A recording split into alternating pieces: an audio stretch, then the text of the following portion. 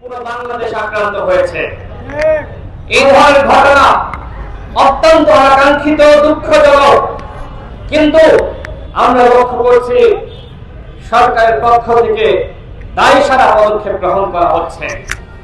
আমরা বারবার বলছি এই অন্তর্বর্তীকালীন সরকার আমাদের সরকার, এই সরকার গণঅভ্যুত্থানের সরকার।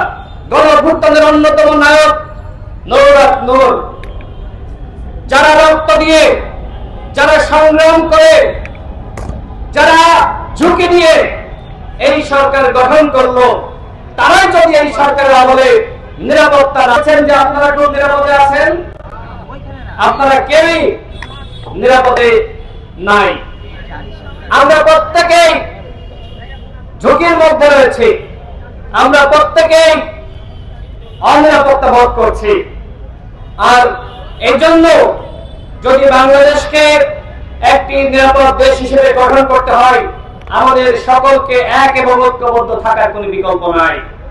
গণঅভ্যুত্থানের পরে ফ্যাসিবাদ বিরোধী শক্তি যখন নানান ভাগে বিভক্ত হয়ে গেছে, যখন নানান দাবিতে বিভাজিত হয়ে পড়েছে, তখন তো এই ধরনের হামলার ঘটনা ঘটবে। এইটা ছিল একটি টেস্ট কেস, দেখা যে কি হয়। এরপরে গণঅভ্যুত্থানের অন্য নেতাদের উপরে যারা হাসিনার পতন ঘটিয়েছে, এরপরে তাদের পালা সবেমাত্র শুরু হয়েছে। সবেমাত্র নূরকে দিয়ে একটি টেস্ট কেস জাতির সামনে হাজির করা হয়েছে। কি হয়? আমাদের স্পষ্ট কথা, আর যদি কারোর উপর হামলা করা হয়, আর যদি কাউকে রক্তাক্ত করা হয়, আর যদি এই গণঅভ্যুত্থানের আর কোন নায়ককে এইভাবে আইসিইউতে পাঠানো হয়, এদেশের জনগণ কিন্তু চুপ করে বসে থাকবে না।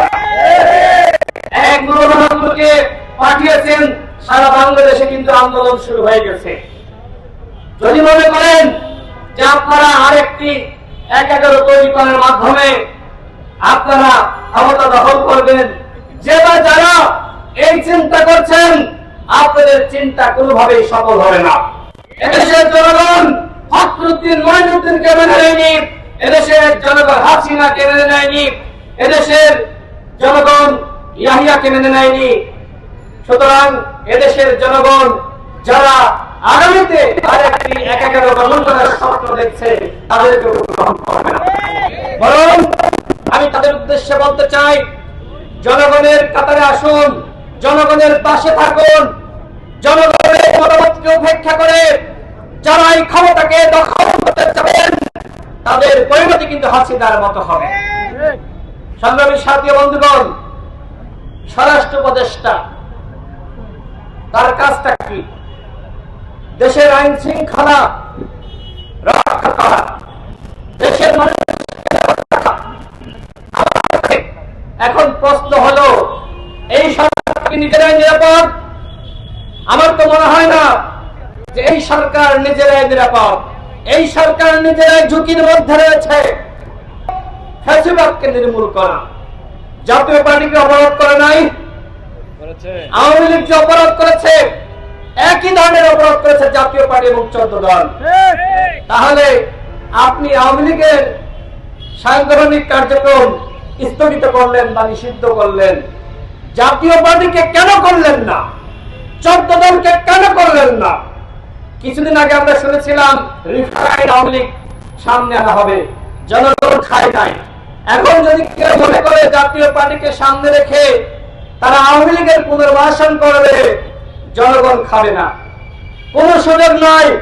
ফাঁসিবাদের দোসররা এবং ফাঁসিবাদ এই বাংলার মাটিতে কোন রাজনীতি করতে পারবে না। ঘটনার দায় নিয়ে স্বরাষ্ট্র উপদেষ্টাকে পদত্যাগ করতে হবে এবং অন্তর্বর্তীকালীন সরকারের বিশেষ সহকারী, আমি শুনতে পাচ্ছি এই বিশেষ সহকারী খোদাবক্ত চৌধুরী, তিনি আইনজীবী এবং স্বরাষ্ট্র উপদেষ্টা, তারা জানতেন যে নূরুল্লাহপুরের উপর হামলা করা হচ্ছে। তাদের নির্দেশনার বাইরে নূরুল্লাহপুরকে আক্রান্ত করা হয়নি, রক্তাক্ত করা হয়নি। সুতরাং এই ঘটনার দায় নিয়ে অবশ্যই স্বরাষ্ট্র উপদেষ্টাকে পদত্যাগ করতে হবে এবং খোদাবক্ত চৌধুরী পর্যন্ত চুপ আছে। আমি প্রধান উপদেষ্টাকে বলবো, আপনার যতটুকু ক্ষতি করার এই খোদাবাদ চৌধুরী করছে। এর আগে আমরা দেখেছি যে একজন আইজিপি কে সরিয়ে দেওয়া হলো, ডিএমপি কমিশনারকে সরিয়ে দেওয়া হলো। এরপরে কি হয়েছে? আইন শৃঙ্খলা পরিস্থিতির কোনো উন্নয়ন করতে পেরেছে? তাহলে পরিবর্তনটা করে লাভটা কি হলো?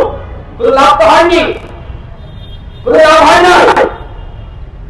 সংগ্রামী সাথী বন্ধুগণ, আমি আবারও বলতে চাই, আজকে গণ অধিকার পরিষদের উপরে হামলা হয়েছে, আমাদের দলীয় কার্যালয় তছনছ করা হয়েছে, আমাদের বোনেরা আক্রান্ত হয়েছে। এই ঘটনার যদি বিচার না হয় তাহলে বাংলাদেশে আর কোন ঘটনার বিচার হবে না। নৌরাকপুরের উপর হামলা করে যদি কেউ পার পেয়ে যায়, আমাদেরকে রক্তাক্ত করে যদি কেউ মুক্তি পেয়ে যায়, তাহলে বাংলাদেশের জনগণ, হে বিপ্লবী জনতা, আপনারা শুনে রাখুন, এদেশে কখনোই আপনারা বিচার ব্যবস্থার উন্নয়ন ঘটাতে পারবেন না। সুতরাং আমাদের সবাইকে একত্রিত হয়ে কাজ করতে হবে। বিএনপি, জামাত ইসলাম, ইসলামী আন্দোলন, এনসিপি সহ বাংলাদেশের অন্যান্য রাজনৈতিক দল, গণতন্ত্রবাদ 12 দলীয় জোট, যারা বাংলাদেশে ফ্যাসিবাদ বিরোধী শক্তি আছেন, সবার প্রতি আমার সর্বশেষ আহ্বান, এক থাকুন, একতাবদ্ধ থাকুন, ছাড় দেওয়ার মানসিকতা অর্জন করুন। অন্যথায় আজকে হয়তো মনে করছেন নিরাপদে আছেন, কালকে কিন্তু আপনার অবস্থা দৌলতপুরের মতো হবে, কালকে কিন্তু ফ্যাসিবাদ ফিরে আসবে। সুতরাং এক থাকুন, এক থাকুন, এক থাকুন। এক থাকার কোন বিকল্প নাই। নিজেরা যদি কামড়াকামড়ি করি, মারামারি করি, ওই হাসিনা কিন্তু দিল্লি বসে আছে, অট্ট হাসি দিচ্ছে। হাসিনা মনে মনে বলছে, এইটাই তো চেয়েছিলাম। ভিন্ন দল ভিন্ন পথ, দেশের প্রশ্নে ঐক্যমত। ভিন্ন দল ভিন্ন পথ, ভিন্ন দল ভিন্ন পথ, দেশের প্রশ্নে ঐক্যমত। দেশের প্রশ্নে ঐক্যমত, ভিন্ন পথ। যারা কামড়াকামড়ি করবেন, যারা আমাদেরকে বিভাজিত করবেন, মনে রাখবেন তারা কিন্তু হাসিনার এজেন্ডা বাস্তবায়ন করতেছেন। হয়তো বুঝে করতেছেন অথবা না বুঝে করতেছেন। সুতরাং আসুন আমরা সবাই এক থাকি।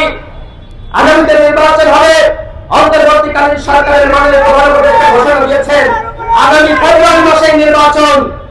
সুতরাং নির্বাচনের আগে ঐক্যমতের ভিত্তিতে অবশ্যই সংস্কার হতে হবে। অবশ্যই গণহত্যার দৃশ্যমান বিচার আমাদের সামনে হাজির করতে হবে।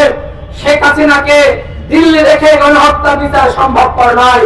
হাসিনাকে বাংলাদেশে ফিরিয়ে এনে ফাঁসিতে ঝুলিয়ে বিচার নিশ্চিত করতে হবে। তাহলে আবু সাঈদ মুগ্ধ যারা শহীদ হয়েছে তাদের আত্মা শান্তি পাবে। অন্যথায় এই গণহত্যা আমরা 18 সালে সংস্কার আন্দোলন করেছি, তারপরে যদি আজকে নৌরাকপুরকে আক্রান্ত হতে হয় তাহলে আমরা তো এটা প্রত্যাশা করি নাই। সুতরাং সরকারকে বলবো, এই ঘটনার সুষ্ঠু বিচার করুন। ইতিমধ্যে তদন্ত কমিশন গঠন করেছেন, এই কমিশনকে 30 দিনের মেয়াদ দেওয়া হয়েছে। আমরা কমিশনের উদ্দেশ্যে বলতে চাই, এই ঘটনার সাথে যারা জড়িত, যত বড় আক্রমণ করতে গেল অবশ্যই তাদের বিচারের সুপারিশ করতে হবে, কাউকে ছাড় দেওয়া যাবে না। আগামীকাল প্রেস ক্লাবের সামনে বিকাল 4টায় নূর সহ আমাদের নেতাকর্মীদের উপর যে হামলা করা হয়েছে, এর প্রতিবাদে বিক্ষোভ সমাবেশের আয়োজন করেছে গণ অধিকার পরিষদ। আপনাদের সবাইকে সেই সমাবেশে অংশ নেওয়ার আহ্বান জানিয়ে আমি বক্তব্য শেষ করছি। জুলাই মঞ্চকে অসংখ্য ধন্যবাদ, তারা এ ধরনের আয়োজন করেছে।